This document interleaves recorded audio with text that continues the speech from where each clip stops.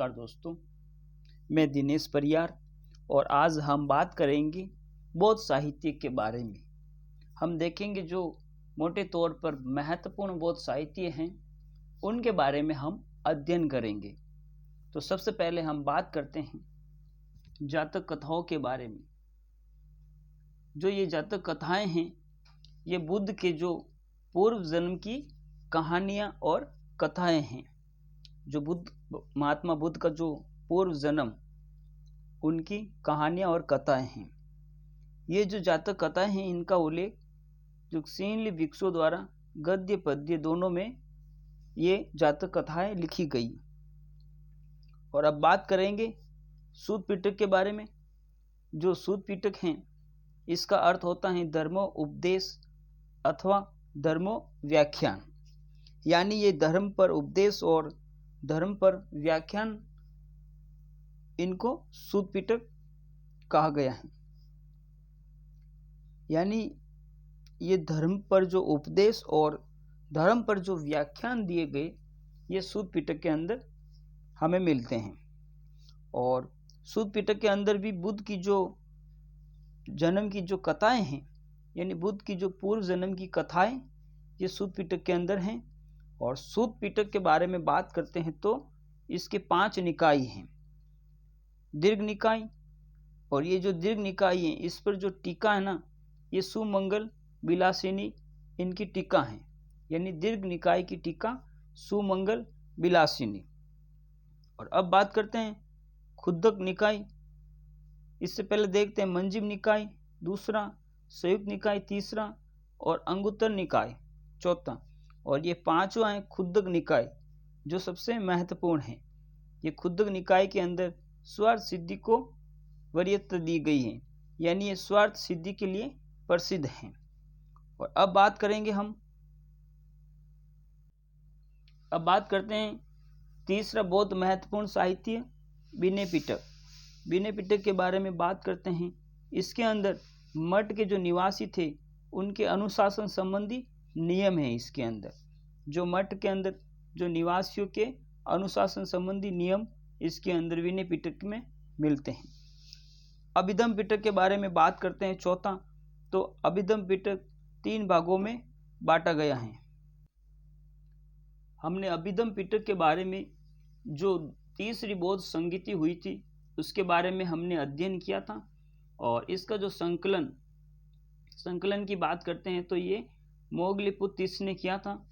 और ये जो अभिधम पिटक हैं ये आध्यात्मिक दार्शनिक सिद्धांतों का इसमें संग्रहण मिलता है।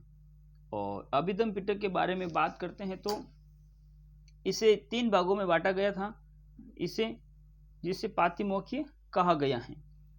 अभिधम पिटक बौद्ध धर्म का इसको विश्वकोश भी कहा गया है। और इसके अंदर परिवार की पुस्तकें जो मिलती हैं ये प्रश्नोत्तर के रूप में मिलती हैं। धर्म का विवेचन उच्च स्तर के दर्शन के रूप में किया गया। जो अभिधम पिटक हैं इसके अंदर जो धर्म का विवेचन है उच्च स्तर के दर्शन के रूप में किया गया है। और बात करते हैं आगे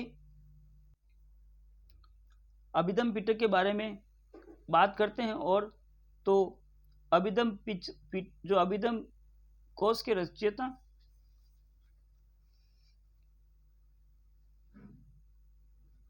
एक अलग जो अभिधम कोश हैं ये अलग बहुत साहित्य हैं। इसके रचयिता के बारे में बात करते हैं तो इसके रचयिता वसुबंधु माने गए हैं। तो ये हमें अलग फैक्ट देखना है कि अभिधम कोश के रचयिता वसुबंधु को माना गया है। धम्मपद क्या है? धम्मपद के बारे में देखते हैं तो धम्मपद गीता के समान पवित्र मानी गई है। ये भी महत्वपूर्ण है। अब पांचवा जो बौद्ध साहित्य हैं मिलिंद पन्नो के बारे में हम बात करते हैं तो यूनानी राजा मिनेंडर और बौद्ध भिक्षु नागसेन का वार्तालाप इसमें हमें मिलता है। और ये जो मिलिंद पन्नो है बहुत ही महत्वपूर्ण है। इसके अंदर जो यूनानी राजा थे मिनांडर और बौद्ध भिक्षु थे नागसेन, इन दोनों का जो इसके अंदर वार्तालाप का जो वार्तालाप हुई थी उनके बारे में जानकारी मिलती है। और चौथी और 5वीं सदी में रचित सिंहली इतिहास, इसके अंदर अब बात करेंगे हम दीपवंश के बारे में। जो दीपवंश हैं ये चौथी और 5वीं सदी में रचित सिंहली द्वीप का इतिहास इसके अंदर है, और इसके अंदर अनेक जातक कथाएं भी सम्मिलित हैं। और अब बात करें 7वां जो महत्वपूर्ण है, और ये है महावंश। महावंश के बारे में बात करते हैं तो इसकी रचना महानामा कवि द्वारा 5वीं सदी में जो सिंहली इतिहास का दूसरा ग्रंथ माना गया है। पहला कौन सा है? दीपवंश, दूसरा महावंश। और आगे हम बात करते हैं तो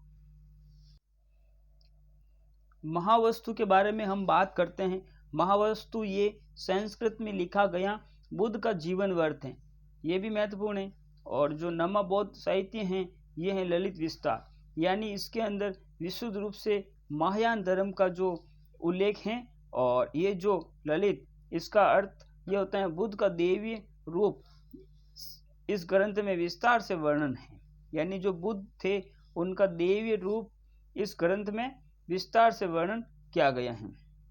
और जो ये ललित विस्तार हैं एडविन अर्नोल्ड की जो काव्य पुस्तक है लाइट ऑफ एशिया प्रकाशित हुई थी, ये 1879 में लंदन से, और जो ये इसी आधार पर लिखी गई थी। किस आधार पर? ललित विस्तार के आधार पर। अब बात करते हैं 10वां महत्वपूर्ण ग्रंथ शारिकपुत्र जो प्रकरण है, इसके बारे में बात करते हैं तो ये इसकी रचना अश्वघोष ने की थी। और अश्वघोष जो था ये कनिष्क का समकालीन था। बहुत ही महत्वपूर्ण है कि अश्वघोष किसका समकालीन था? ये जो कनिष्क थे शक शासक, इनका समकालीन था।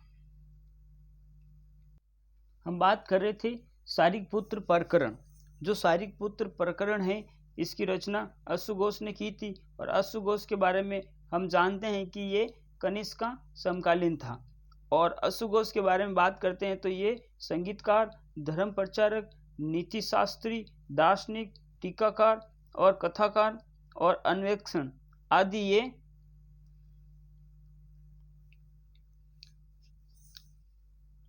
महत्वपूर्ण था।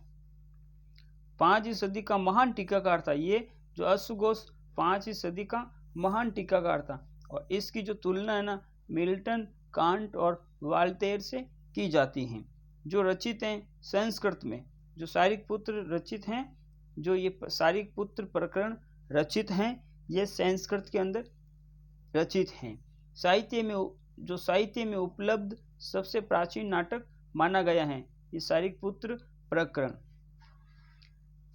अब 11वां जो बौद्ध साहित्य है विशुद्धिमग्ग, किसने? अश्वघोष ने ही इसकी रचना की थी विशुद्धिमग्ग की। और ये इसको लघु विश्वकोश व त्रिपिटकों की कुंजी कहा गया है। विशुद्धिमग्ग को लघु विश्वकोश और त्रिपिटकों की कुंजी कहा गया है। अब बात करते हैं सौंदर्यानंद के बारे में। इसके अंदर बुद्ध के जीवन व सिद्धांतों की जानकारी मिलती है। हमने देखा था जो सौंदर्यानंद ये भी अश्वघोष के द्वारा रचित हैं। अब बात करते हैं बुद्ध चरित्र के बारे में। ये भी अश्वघोष के द्वारा रचित हैं। इसके अंदर बुद्ध का जीवन व्रत एवं उनकी शिक्षाओं का संग्रह है, और ये संस्कृत में है। अब बात करते हैं प्रज्ञापारमिता सूत्र। ये बहुत ही महत्वपूर्ण है। ये नागार्जुन द्वारा रचित हैं, सर्वाधिक महत्वपूर्ण ग्रंथ माना गया है। अब बात करते हैं कि जो उपासक धर्म है ये गृहस्थों के लिए, सामान्य मनुष्य के लिए ये उपासक धर्म महत्वपूर्ण है। उपसंपदा के बारे में बात करते हैं। भिक्षु के लिए दीक्षाकरण का विशुद्ध वर्णन है इसके अंदर। और ये जो उपसंपदा है ये भिक्षु के लिए दीक्षाकरण इसके अंदर और विशुद्ध वर्णन की बात करते हैं तो ये सिंगलोवाद के अंदर इसका विशुद्ध वर्णन मिलता है।